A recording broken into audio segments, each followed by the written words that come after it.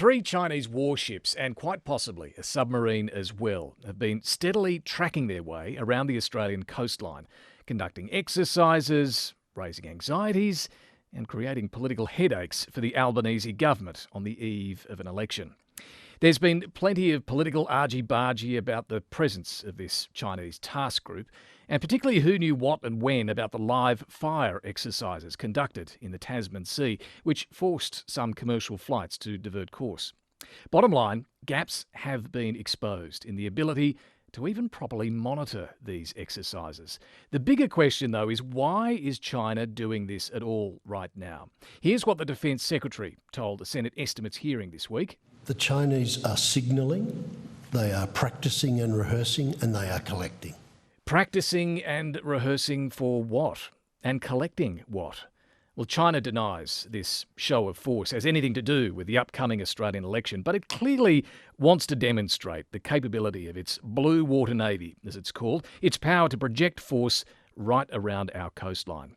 So how should we interpret all of this? What does it tell us about the threat posed from China at a time when US allies like Australia are wondering about the reliability of the US under Donald Trump? That's what I'm keen to explore. I'm David Speers on Ngunnawal Country at Parliament House in Canberra. Welcome to Insiders on Background. Well, Richard McGregor is a senior fellow for East Asia at the Lowy Institute. He is a highly respected analyst on this relationship with China and joins me now. Richard, good to talk to you. Thanks very much for joining us. Hi, David. So why is China doing this right now? Well, I guess, as Greg Moriarty, the Secretary of Defence, says, they're analysing and collecting, but, they're also trying to send a message to Australia about the reach of their Navy, about the power of their Navy. Remember, they've sent one of their most lethal surface combatants. It's not just any ship that's leading this flotilla. Tell us about that. This is the cruiser that's one of the three vessels. Yeah, I think it's a Renai class is what it's called. It's the sort of destroyer they've designed to protect their growing flotilla or number of aircraft carriers and the like. And it is loaded up with all manner of weapons, which have far more firepower than anything that the Australian Navy has in its fleet. Yeah, I read twice as much firepower than even our most powerful vessel. Is that right? Yeah, so that of itself is a message. I think it's also, Australia sails in the South China Sea. We sailed recently with the New Zealanders, by the way. This is a message to both countries through the Taiwan Strait. And I think they're telling us that they don't like that, and they're going to respond with patrols around Australia of their own. And I think really it's the new normal. And the Chinese ambassador was quite clear about this. We're going to see more of such Chinese patrols. And by the way, I think many people in Australia don't, probably think the US is the biggest, most powerful military in the world, and it is in a way. But China now has a bigger navy than the United States, and remember, its navy is largely focused regionally. And when you add on top of that the Chinese Coast Guard, which includes some boats which are bigger than destroyers, and the Chinese Coast Guard is under the command of the Chinese military, they have absolutely massive naval power at their fingertips, and I think they're starting to display it much more and directing it at countries like Australia and New Zealand. I think, yes, so to pick up on a couple of the points you made there, I think it's around 400 vessels now. There might be an argument about whether the US is still more powerful in tonnage and so on, but the Chinese do now have the biggest in terms of ship numbers, the biggest navy in the world. Yeah, it's the biggest navy in the world in terms of ship numbers. If you look at tonnage in recent years, they've built much more than the Quad countries, India, Japan, America, Australia together. Really? Yeah, and they're not as advanced, of course, technically as the Americans. They have less warfighting experience. They're not as integrated command, but there's an old quote from Stalin, I think, and that is, quantity has a quality all of its own. Exactly. In other words, speaking of that, the bigger fleet wins. You mentioned the Chinese ambassador. I think we've got a bit of that here. He has said that this is very normal for a regional power like this. As a major power in this region, as a country that has so many things to look after, it is normal for China to send their vessels to different parts of the region to conduct various kinds of activities. So you're suggesting this means, get used to it, Australia is going to see this sort of, circumnavigation of our continent more often? Yeah, whether it be circumnavigation, I think the circumnavigation point is interesting though, because in other words, around Western Australia. Now, before the previous federal election, there were Chinese surveillance ships off Western Australia. This is something different. But remember that in 1 or 2 years, we are going to have a permanent rotating presence of American nuclear-powered submarines at Stirling in Western Australia. So, China wants to keep an eye on that as well. It wants to make a point that it's noticed that and is going to push back. So that's another reason why it's the new normal. There's one visiting, isn't there, at the Stirling base at the moment, isn't there, a US Virginia-class sub? Yeah, I think there is, but in the future there'll be one permanently there. And, by the way, people say, well, why now? I don't think it's anything to do with the timing of our federal election. I mean, David, you're the expert. You don't know when it's going to be called. I don't think Beijing does, but I think it's more likely to do with, the longer term point about our patrols through the South China Sea and the Taiwan Strait, and also possibly the visit to Australia last week by Admiral Paparo, the head of Indo-PACOM. I think China tracks that sort of thing pretty closely as well. Does it have anything to do with Donald Trump, with allies like Australia wondering how reliable he is at the moment? I think it's a longer term thing than that. I think there's other ways of turning up the wick on that. And of course, China doesn't really need to underline the unreliability or unpredictability of Trump. Trump does that all himself. He's doing that himself. So this is more about tit for tat. We're sick of you patrolling through the South China Sea. We're going to show you what we can do in your neck of the woods. Yeah, they want to put pressure on Australia and other countries. Now, by the way, to give you an example of that, and every country is different, there's Chinese live fire exercises off Taiwan at the moment, which the Taiwanese have objected to. There's also Chinese live fire exercises being conducted off Vietnam after Vietnam unveiled a new sort of line, offshore sort of sovereignty line or claim line there. And, Vietnam, Taiwan, Australia are all very different, but there is something sort of which ties them together, which is, pushing back against China and China in turn pushing back against them. And of course, China these days, compared to 5 years ago, 10 years ago, has the capability to do that. And what we're seeing is that capability in the form of a blue water navy. Yeah, I mean, we're not alone, I suppose. This projection of force is happening in other parts of the region, as you say. And, Japan has to put up with a fair bit of this in its waters as well. What about the live fire exercise element of this? Because a lot of the political focus went to what notification was or wasn't given, whether the Australian Defence Force knew early enough or whether it was far too late. What did you make of all of that? Well, it was very messy in a very worrying way, I would say. Now, I don't know the technicalities of it, and I think the Defence Department officials tried to explain that before Senate estimates this week. But, you would hope that a Defence Force, along with New Zealand, which is in theory tracking this flotilla closely, would know about any live fire exercises before a commercial airliner flight pilot did. It seemed by the end of the week that Richard Marles, when he was interviewed on Radio National, was suggesting that he wasn't sure they'd even taken place. So I think that the gaps in various people being notified, the Australian government understanding what was going on. Yeah, I mean, it was very messy. It looks like a gap in at least monitoring, and even just monitoring these ships, let alone the question of how we might respond if this was more than just an exercise, right? Yeah, I mean, in theory, we had the capacity, along with New Zealand, to do it. The flotilla was being closely tracked, so it didn't seem to be we hadn't lost track of them at all.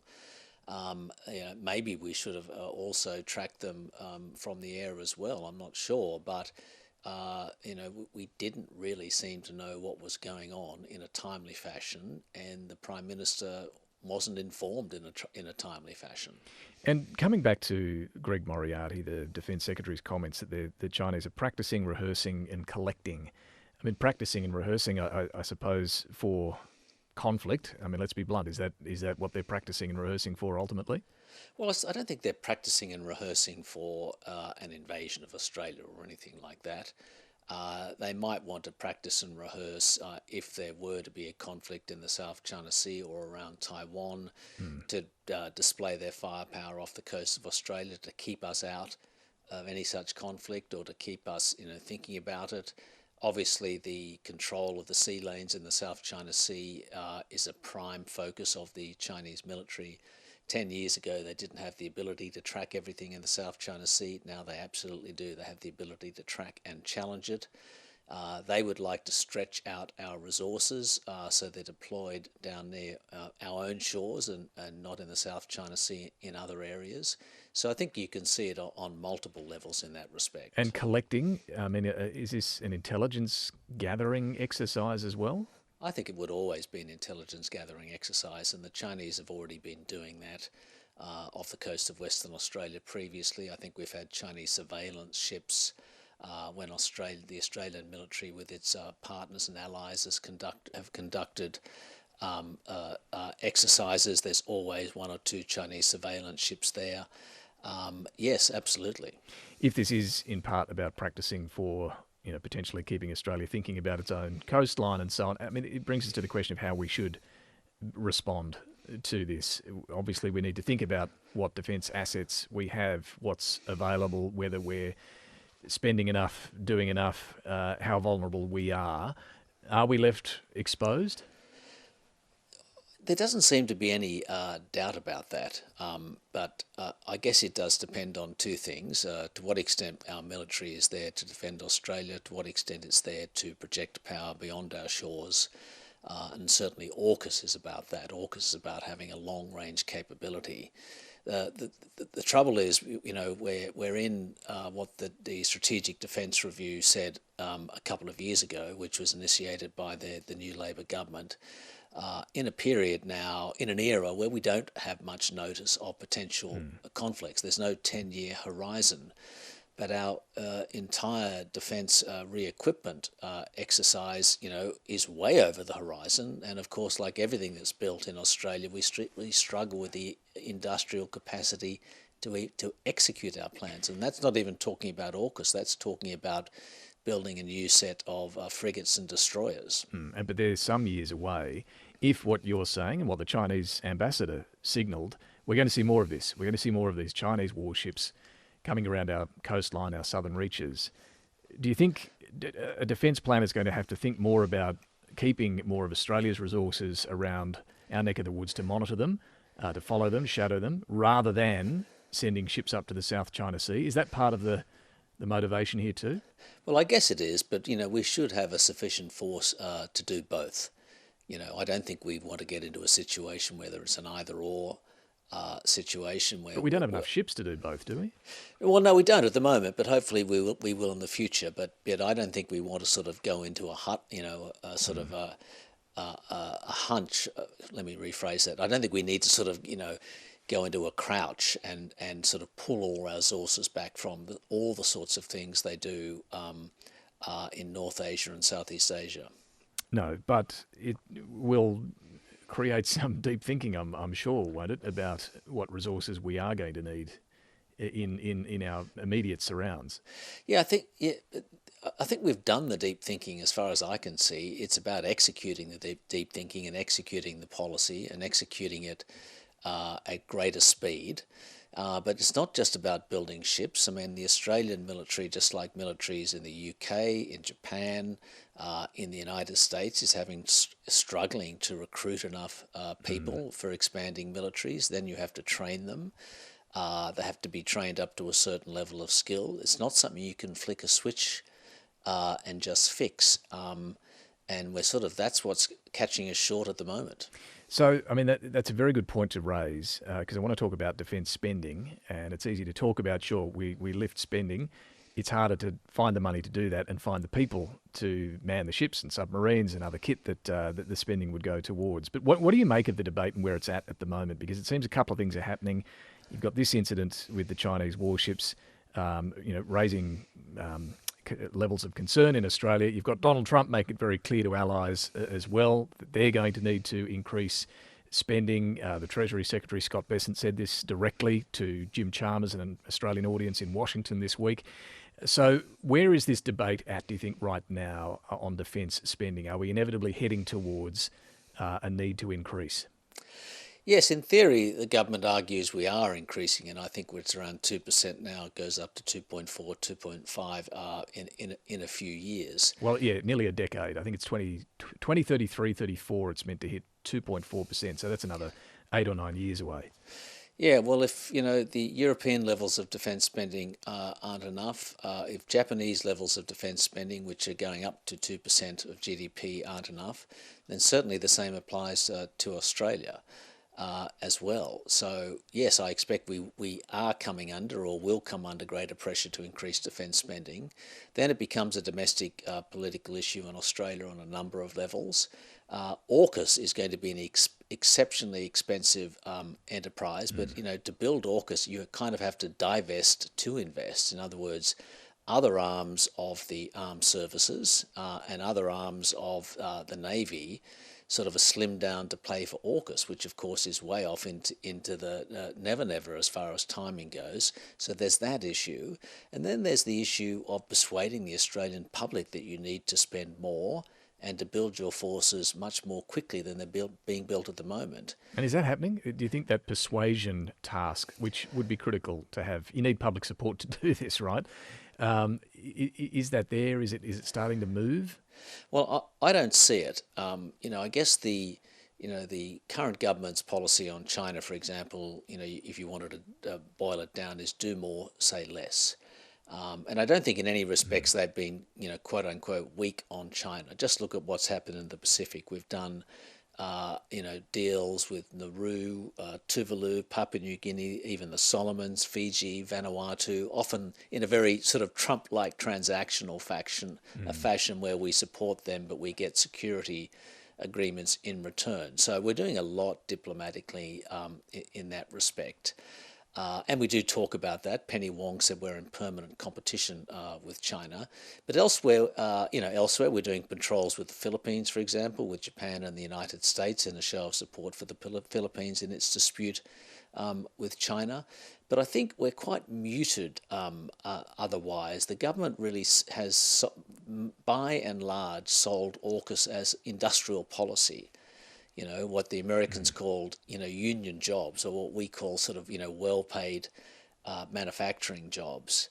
But we don't seem to sell it, we don't want to, I guess sort of because of how the China debate was conducted previously, they don't want to go much beyond that. And I think we've only just extricated ourselves from these tariffs, right? So well, exactly. But if that's what we think, sooner or later we have to talk about it or find a way to talk about it with greater clarity, not in a sort of warmongering sense, But, if you go to China, for example, Xi Jinping talks about war all the time in his public pronouncements. He talks about war to get his military ready. He talks about war to prepare his population for high-intensity conflict over Taiwan. They don't want to fight a war, but it's there. It's possible. And so you're saying it's probably a good idea to be frank with people, maybe not as over the top in the war talk, but to point out to people more forcefully why we're doing these things with AUKUS.